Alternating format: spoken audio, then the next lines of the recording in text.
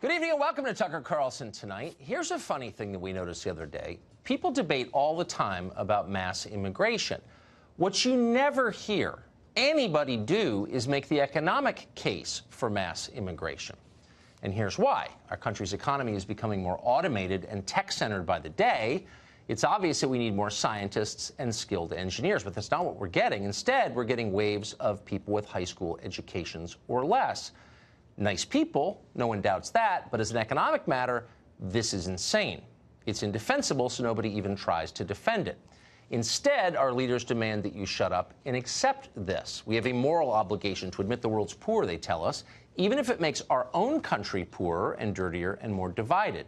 Immigration is a form of atonement. Previous leaders of our country committed sins. We must pay for those sins by welcoming an endless chain of migrant caravans.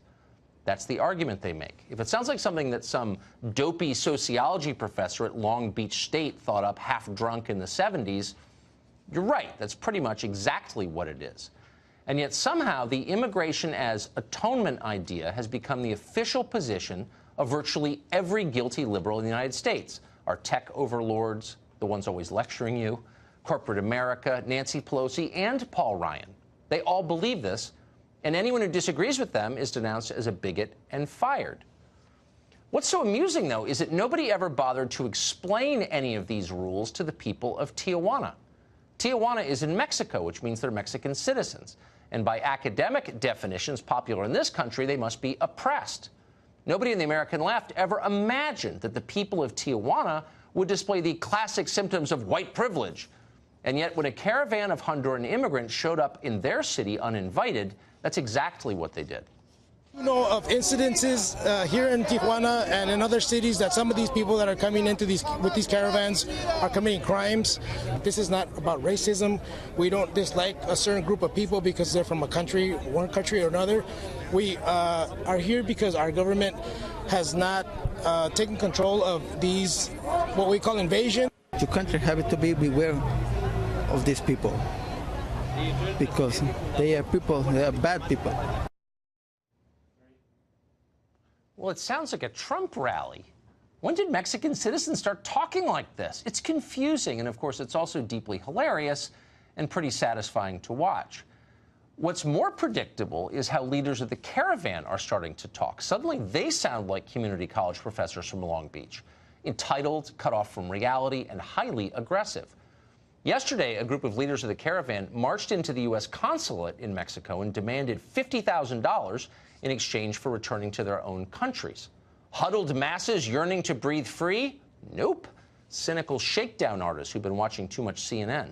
No surprise there. When rich liberals tell you that America owes you a comfortable life, nobody should be shocked when you believe them.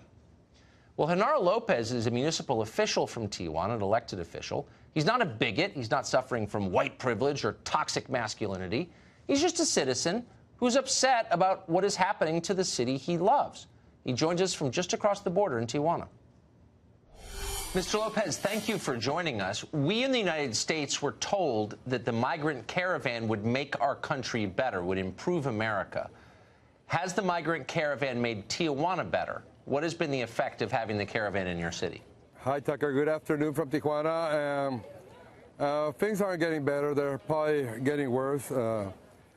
Last weekend, we issued an ultimatum to all the Hondurans and Guatemalans that are camping out here on the street. They're blocking the street, and they're doing all their necessities, trashing the street. And we have a school closed here. This is the third week being closed, and they won't open until these guys leave. And we issued an ultimatum for 3 days, Friday, Saturday, and Sunday. They had to go. Sunday, they will be removed by force. And a priest came here. He's very well known, Padre Solalinde, and he talked with them and said they shouldn't go, that they should stay, that he would talk to the federal authorities. So Sunday, the director of disaster relief from Mexico City, he issued an order to stop and don't remove them by force. So they're still here. Problems are still going on. There's been like 280 arrests. Before it was only for drug possession and being drunk in the streets. Now it's for breaking and entering into homes. People have even made citizens arrest of them. and things aren't very nice here, and the neighborhoods is tired of them, the merchants, and the schools. So you've had home break-ins. Are you certain that it was migrant caravan members who broke into those homes? Yeah, there's a video on Facebook, and in the video he says his name, and he says he's from Honduras. How are the police handling Also, we had well, police are on 24-hour alert on this, and they're worried about this because we don't want crime rate to go up here in Mexico. We are a very tourist town, and we live of tourism, and Christmas season is one of our best times for tourism here and for sales, and things aren't very good right now. Also, we don't want these migrants to make the U.S. nervous, and they had 2 marches this Sunday from the new shelter. They made a march to the U.S. consulate, and they delivered 2 letters. One was directed directly to President Donald Trump, and they were demanding that if they didn't get political asylum from the U.S., he should pay them $50,000 to go honorably back home. And also they were demanding that he should extradite President Juan Orlando Hernandez from Honduras to the United States, and he should remove 13 big military bases and big businesses from the United States that are in Honduras, and they're accusing them of depleting the Honduran economy. So they're demanding money or they won't leave. That sounds like an extortion attempt. Yeah. Sounds like a ransom, yeah. If you want them to go back, you have to give $50,000 to each one of them. But So like 700 have been, yeah. I was just saying that the political leaders in the United States encouraged this caravan, and media figures, people on television in this country, encouraged the caravan to come north. Now they're in your city. What would you say to the politicians and media figures in the U.S. who encouraged them to come to Tijuana? Well, Tijuana is a great town. It opens its arms to anyone who wants to come here in peace and to live here, no problem. But if you come here in a violent move, if you come here against our sovereignty, you're not welcome here. Really, we don't want these problems. We have our own problems, and we're dealing with them. Yeah. We don't want problems from other countries to start invading us here and creating all this havoc that has been happening.